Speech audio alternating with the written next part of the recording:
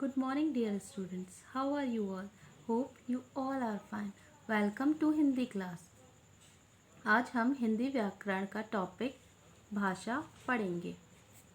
भाषा वह साधन है जिसके द्वारा हम अपने मन के विचार भावों को प्रकट करते हैं और दूसरों के मन के भावों को जानते हैं.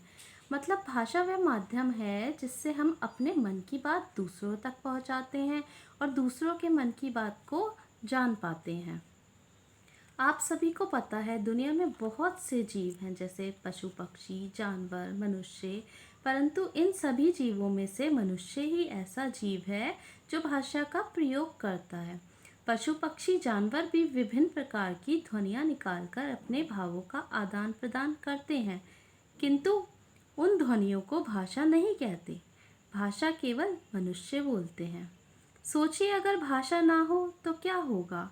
हम अपने मन की बात दूसरों तक कैसे पहुंचाएंगे और दूसरों के मन की बात को कैसे जानेंगे. इसलिए हमारे जीवन में भाषा का बहुत महत्व है.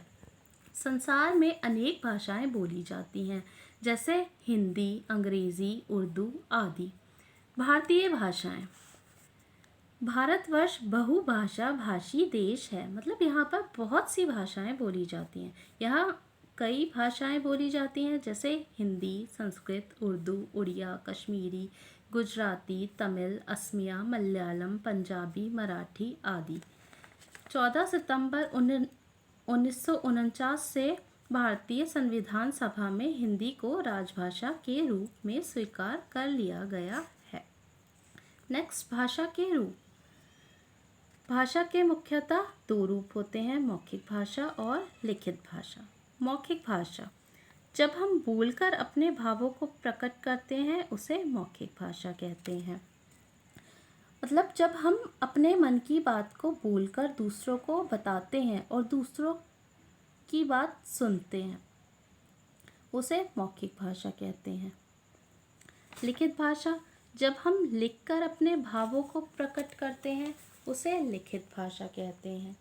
लिखित भाषा के अंतर्गत हम अपने मन के विचारों को लिखकर दूसरों को समझाते हैं और दूसरों के विचारों को पढ़कर समझते हैं. भाषा के इन दोनों माध्यमों के अतिरिक्त संकेतों द्वारा भी भाव प्रकट करने का प्रयत्न किया जाता है. जैसे भूख लगने पर बच्चा रोता है.